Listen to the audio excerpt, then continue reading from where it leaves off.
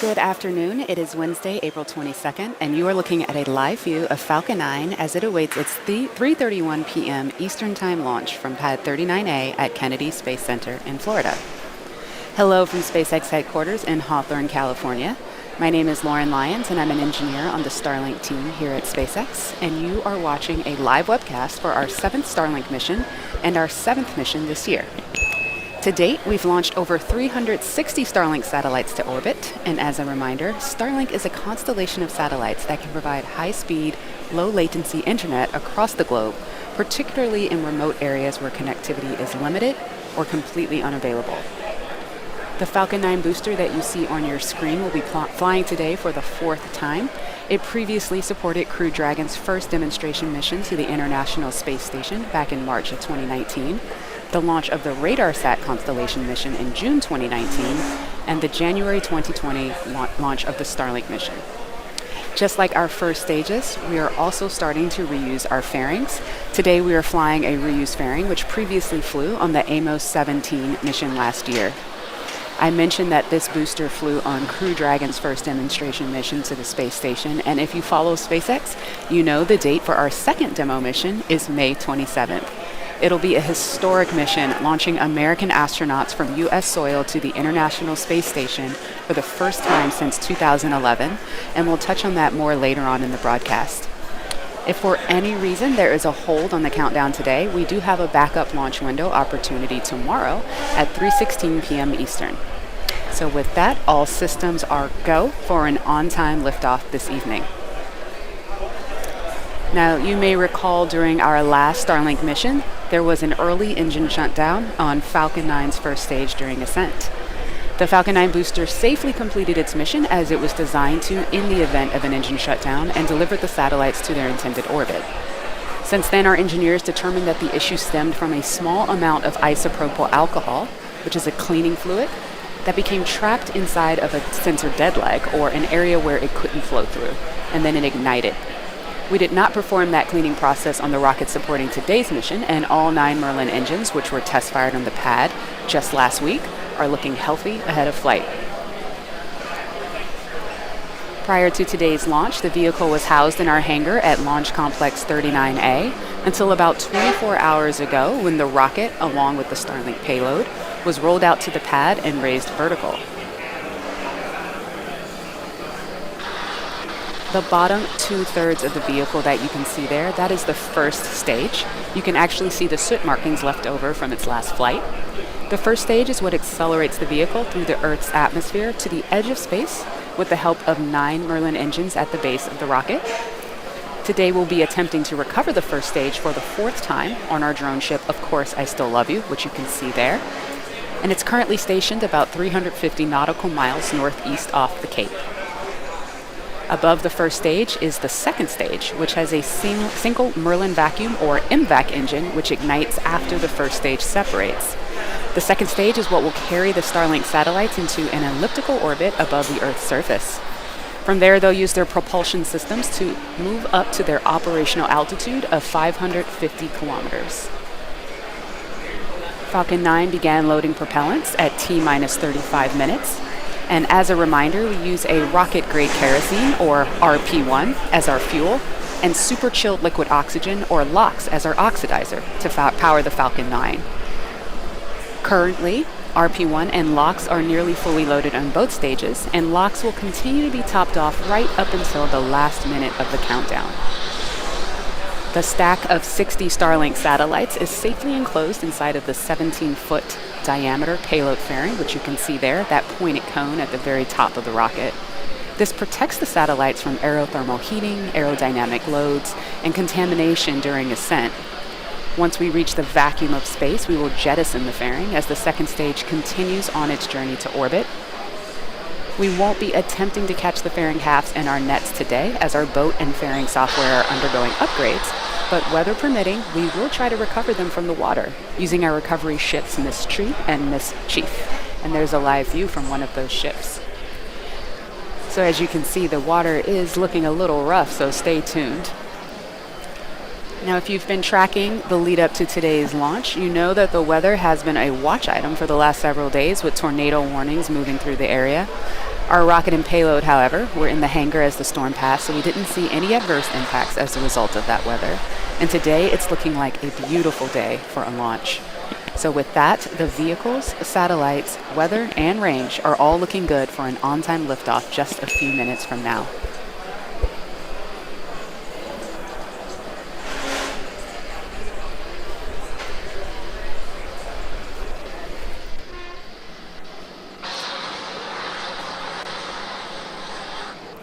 As I mentioned at the top of the webcast, SpaceX and NASA are now targeting May 27 for Falcon 9's launch of Crew Dragon's second demonstration mission, or Demo 2 as we like to call it. This will be the first time that a commercially built spacecraft will launch people to the space station, and the first time in nearly 10 years that the U.S. has launched astronauts into space from U.S. soil. Demo 2 is an end-to-end flight test from launch to docking to splashdown, and it is the final major milestone for SpaceX's human spaceflight system to be certified for NASA for operational crew missions to and from the International Space Station. Bob Behnken and Doug Hurley will be the first two NASA astronauts to fly aboard Crew Dragon after completing countless hours of training, both at SpaceX and at NASA's training facilities. Both the spacecraft and the launch vehicle are at the Cape and undergoing preparations, and as you may have seen on social, Falcon 9 is getting a special paint job for the Demo 2 mission. That's right, NASA has brought back the famous worm logo. As you can see the logo painted on the Demo 2 Falcon 9 booster in this picture. The worm was brought back to mark the return of human spaceflight on American rockets from American soil with the Demo 2 mission. Once Demo 2 is complete, and the SpaceX and NASA teams have reviewed all the data for certification, NASA astronauts Victor Glover, Mike Hopkins, Shannon Walker, and Jackson astronaut Soichi Noguchi have been assigned to fly on Dragon's first 6-month operational mission, which we are calling Crew 1 and are targeting for later this year.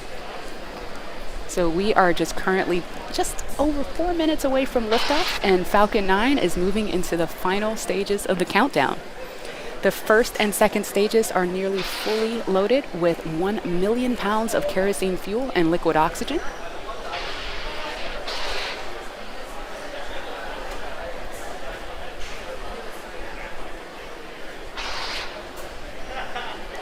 It's a clear, beautiful, gorgeous day out there. It's a clear, beautiful, gorgeous day out there. The first stage should finish prop loading at T-3 minutes, and the second stage at T-2 minutes. And as I mentioned earlier, liquid oxygen is going to continue to top off up until just before liftoff. At T-60 seconds, be sure to listen for the call out that Falcon 9 is in startup. That means that the rocket's autonomous internal flight computers have taken over the launch countdown. The Starlink payload continues to be healthy. The Falcon 9 team is tracking no issues on the rocket. Weather is looking really good, and the range is green for launch. So with all that, let's just sit back and listen in to the last few minutes of the countdown.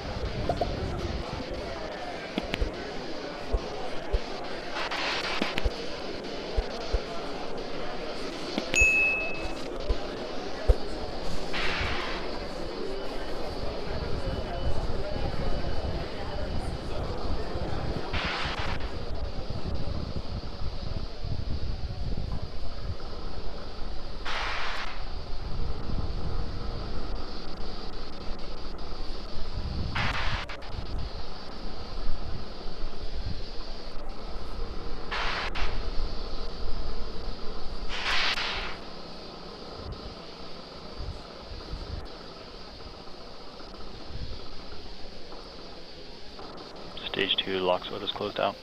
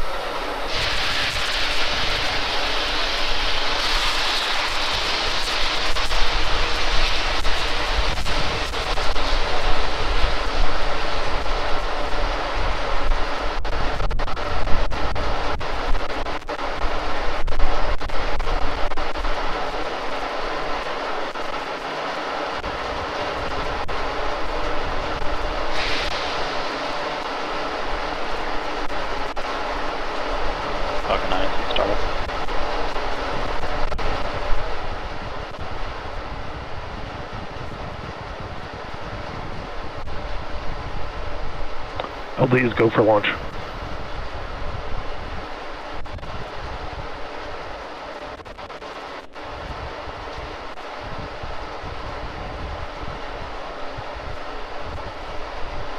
T-minus 30 seconds.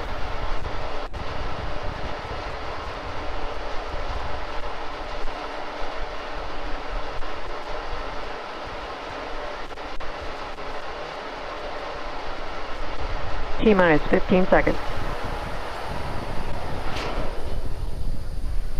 10, 9, 8, 7, 6, 5, 4, 3, 2, 1, 0. Ignition. Liftoff.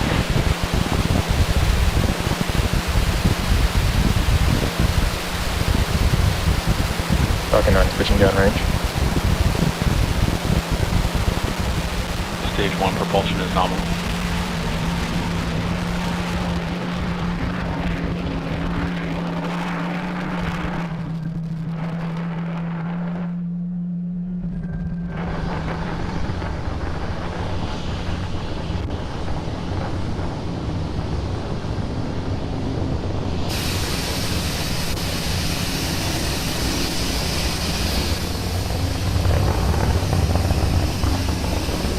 Power and telemetry As nominal. you can see, Falcon 9 has had a successful liftoff from pad 39A.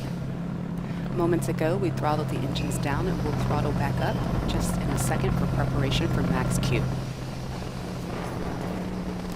Max Q stands for maximum aerodynamic pressure, which are the highest stresses that the vehicle will see during ascent.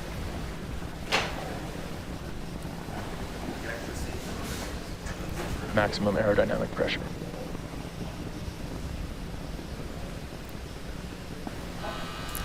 Now, coming up in about a minute, we will have 3 events happening back to back.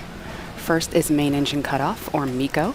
This is where all 9 M1D engines will shut off to slow the vehicle down in preparation for the second event, which is stage separation. This is where the second stage will separate from the first stage, with stage 1 making its way back down to Earth for landing, and stage 2 kicking off that third event that I mentioned, which is SES1, or second engine start 1. This is where the MVAC engine will light up and propel the second stage along with the Starlink satellites to orbit.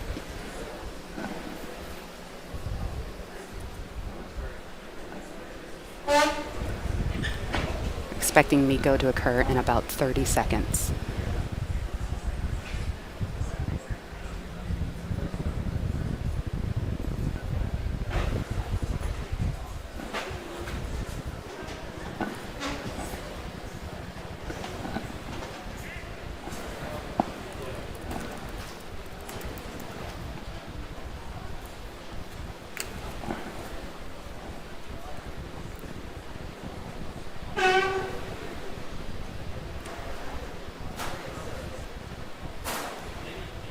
MECO. Stage separation confirmed. Successful MECO, successful stage sep, and it appears we have reignited or ignited that second stage engine for SES1.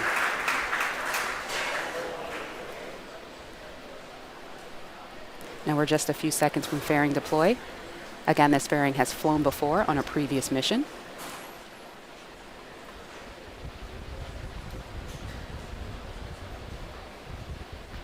Grid fins are opening up. Fairing separation confirmed. And we have fairing separation. We have successfully reused this fairing. And now those halves are making their way back down to the sea where hopefully we can scoop them up.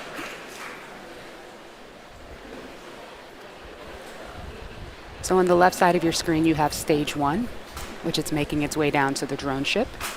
And on the right, you have stage 2, that MVAC engine burning with 250,000 pounds of thrust. The grid fins appear to be fully deployed at this point. Now, while stage 2 continues on with the primary mission, stage 1's got its own plans. It's going to execute 2 burns prior to landing. The first is the entry burn. That's where we will reignite 3 of the M1D engines, which will help slow the stage down as it re-enters the upper part of the Earth's atmosphere. Shortly thereafter, we'll have a second burn, which we call the landing burn. This is a single engine burn that brings the vehicle's velocity down rapidly in order to land safely on the drone ship. At the same time, during that burn, you'll see the landing legs that are currently folded up along the side of the rocket are going to deploy.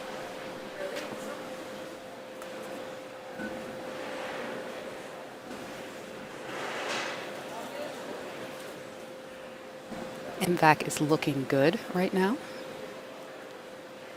It looks a little overexposed on that image there, but we can still see the plume coming out, and we're still hearing good data.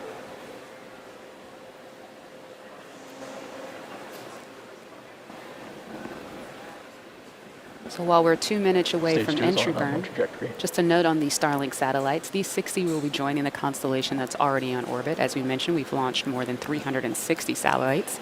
And again, these are to provide high-speed, low-latency internet to people down on that globe that you see on the right side of your screen.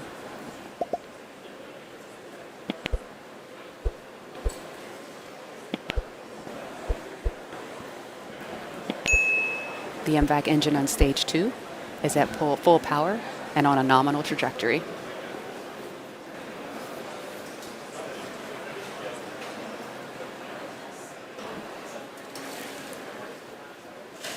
Now, as stage 1 is making its way down, again, there are no engines burning while it's doing this.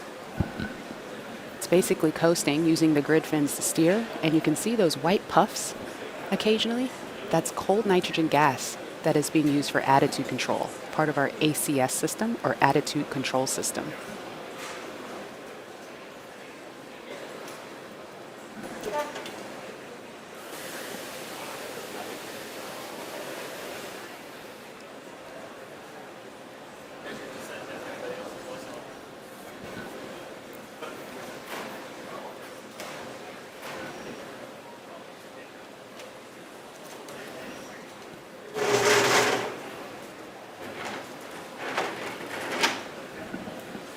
That entry burn should be coming up here in about 15 seconds.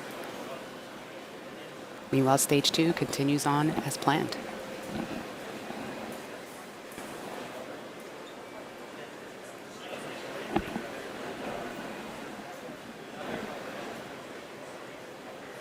Stage 1, entry burn, startup. Stage 1 FTS is safe. This burn goes for about 20 seconds.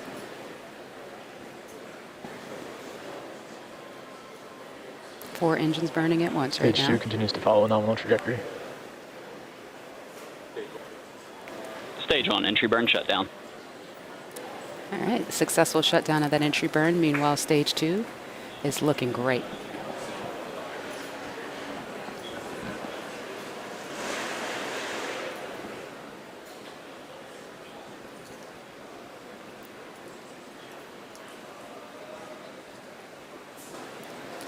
All right, full screen shine here. There we go.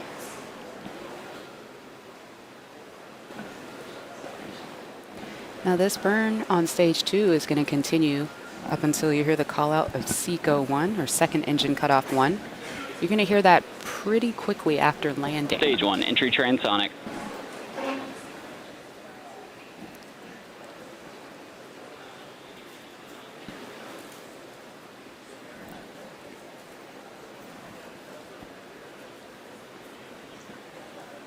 All right, MVAC D is beginning to throttle down, getting ready for that second engine cutoff.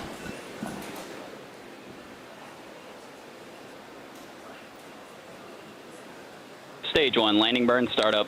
Entering terminal guidance. All right, that landing burn has started. Let's see if we can see the plume in the view from the drone ship.